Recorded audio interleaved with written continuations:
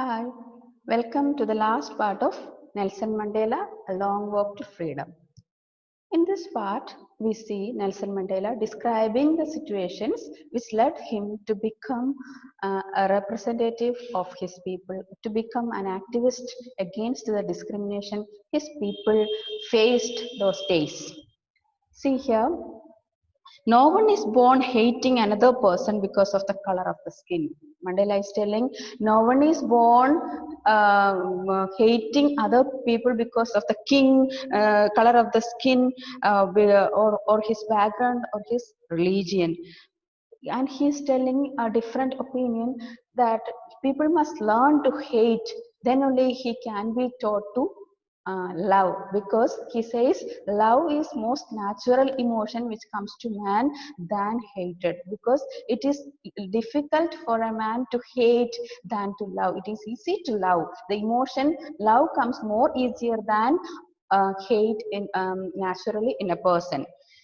And also and also he says during the extreme suffering in the prison or during their imprisonment, and amidst the brutality of the jail wardens or the guards, security guards, he and his comrades could see a glimmer of humanity even for a few seconds from one of the security guards, and that glimmer of humanity gave them hope, that gave them hope to act, and that led them to to be bravely fought against the discrimination.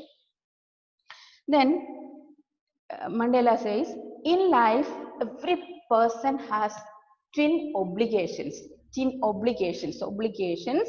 They are the twin obligations. Mandela says are, the first one is the obligation towards the family, and the second one is the obligation towards the country. First one is obligation towards the family, towards his parents, towards his wife, towards his children, towards his brothers and sisters and relatives.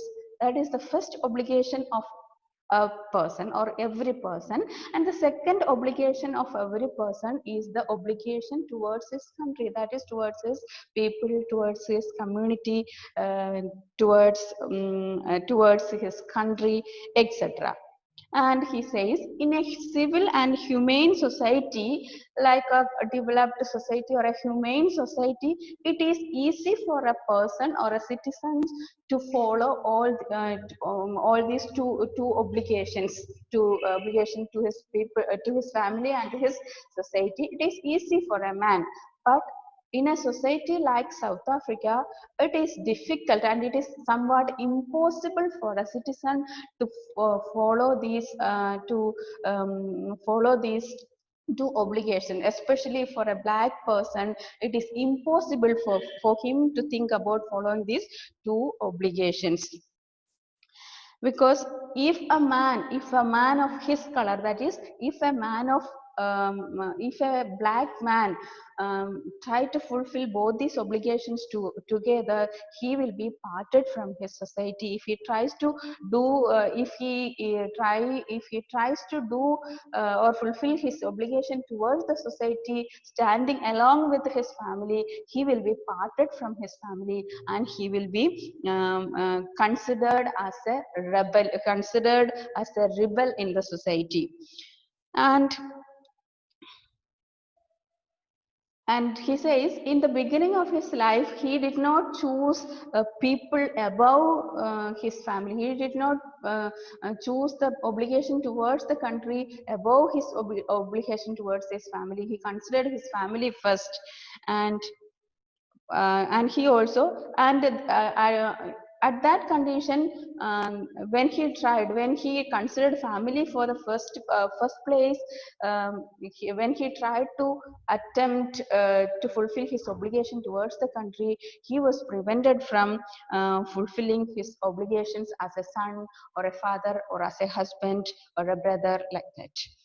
And he says, And Mandela says he did not born with a hunger of freedom, because in his childhood days he enjoyed the freedom, because he was not he did not want to go anywhere. He was enjoying the freedom of his house. He could run along in the fields of his around the hut of his mother, and he could play in the fields. He could jump into the river beside his house, and also he could do or eat and drink whatever he want. And all these freedoms, he enjoyed all these freedoms in his childhood, and he was not bothered that he was deprived of freedom.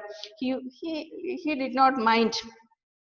And also, then as long as he obeyed his parents and he obeyed the customs of his um, tribe, he was free. He felt free. He was not troubled by the laws of man.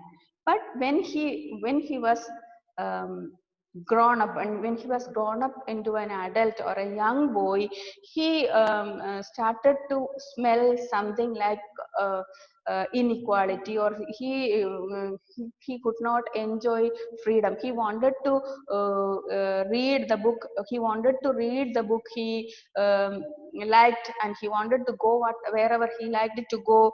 And also he wanted to stay out at night. All these things he saw restrictions. And at that time, during his younger days, at that time, freedom meant to him means the freedom of himself. He wanted freedom for himself only. Then he wanted to earn for his life, and he wanted to achieve his potentials, and to marry and to have a family. All these were his needs, and he wanted freedom in all these things only. And the freedom means his own freedom, and he was selfish about his own freedom. He was thinking about his own freedom only.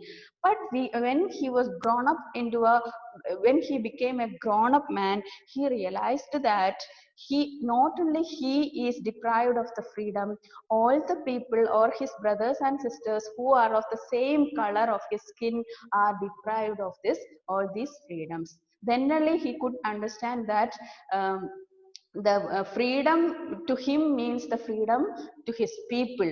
And he could understand that the chain on himself, or chain on the chains of imprison or inequality to a man, means a chain on all his people. And a chain on all his people means a chain on each and every person. So in total, he understood that the freedom of himself, or the freedom for himself, means the freedom of his own people, or the all the people of the color of his skin. Then when he got this revelation, he joined the African National Congress. And it was the when the hunger for my own freedom became the greater hunger for the freedom of my people. He says the hunger for my own freedom became the hunger for the freedom of my people. And that was a desire for his people to live with the dignity and self-respect. That what was the freedom he longed for? He longed for the freedom, for dignity and self-respect for his people. And this revelation made a great transformation in each and every aspect of his life. We can see the aspects. That means he was a sorry he was transformed from a frightened young man into a bold one. He was transformed. He was transformed from a law-abiding attorney to a man, of to a criminal. And he was transformed from um, see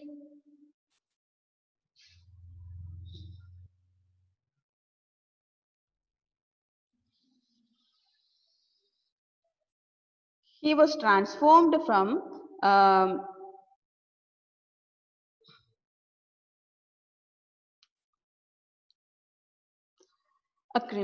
He has transformed from a family loving husband to a man without a home, to a man without a he loved a life of, he was a family loving man, and he was transformed to a man without a home. And then he was transformed,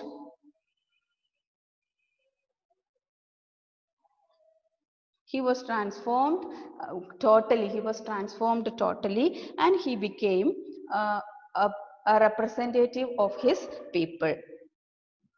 And at last we can see, at the end of the lesson we can see that I could not, I found that I'm no more virtuous, or he realizes that he was not no more virtuous than than his comrades, but he understood that, I found that I could even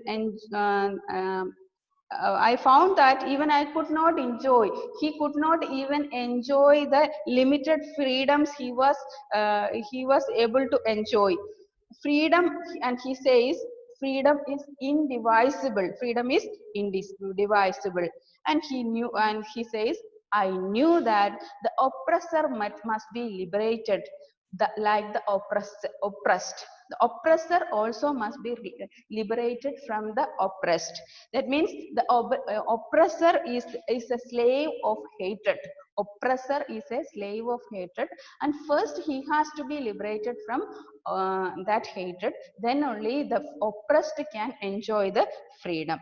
Both of them are devoid of humanity. Both of them, the oppressor as well as the oppressed, are devoid of humanity. The oppressor is devoid of humanity because he is filled with hatred, and with that hatred he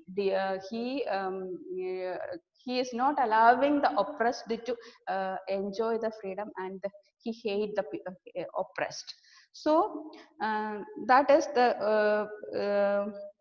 that is the sum total of the lesson, A Long Walk to Freedom. Just read the lessons again and again, then only you will get all the ideas, and do the homework. Thank you. Have a nice day.